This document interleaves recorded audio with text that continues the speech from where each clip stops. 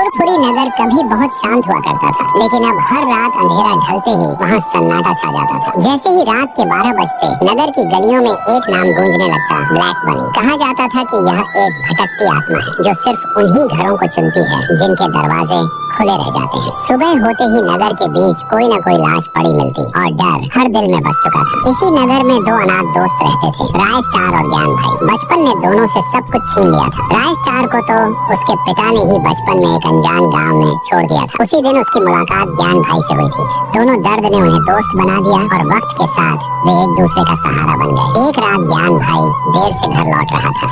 फुरफुरी नगर की गलियां सुनसान थी और हवा अजीब सी आवाज कर रही थी। तभी उसे दूर से राय स्टार खड़ा दिखाई दिया। ज्ञान भाई ने आवाज लगाई, लेकिन राय स्टार ने पलटकर नहीं देखा। अचानक जमीन से काली धुंध उठी और उसी धुंध से ब्लैक बनी का भयानक रूप निकल आया। उसकी आंखें लाल थीं और चेहरे पर खौफनाक मुस्कान। ज्ञान भाई की रूह कांप गई। वह जान बचाकर भागा और सीधे राय स्टार के घर पहुंचा। राय स्टार ने पूरी बात सुनी और पहली बार उसके मन में डर से ज्यादा गुस्सा पैदा हुआ। अब बहुत हो गया, उसने कहा। अगर आज भी चुप रहे तो कल फुरफुरी नगर खत्म हो जाएगा। अगली सुबह नगर के बीच एक और लाश मिली। रोते बिलखते लोगों को देखकर राय स्टार ने फैसला कर लिया। वह नगर से बाहर जंगल के पास रहने वाले एक पुराने बाबा के पास पहुंचा। बाबा ने आंखें बंद कर कहा, जिस आत्मा से डरते हो वह सिर्फ डर से ही जिंदा है। यह औषधि उस पर फेंक देना, उसकी शक्ति खत्म हो जाएगी। रात आते ही फुरफुरी नगर फिर से सन्नाटे में डूब गया। राय स्टार अकेला घर से बाहर निकला। हाथ में बाबा की दी हुई औषधि थी और आंखों में हिम्मत। अचानक सामने से ठंडी हवा चली और ब्लैक बनी अंधेरे से बाहर निकला। तू ही है जो मुझे रोकने आया है,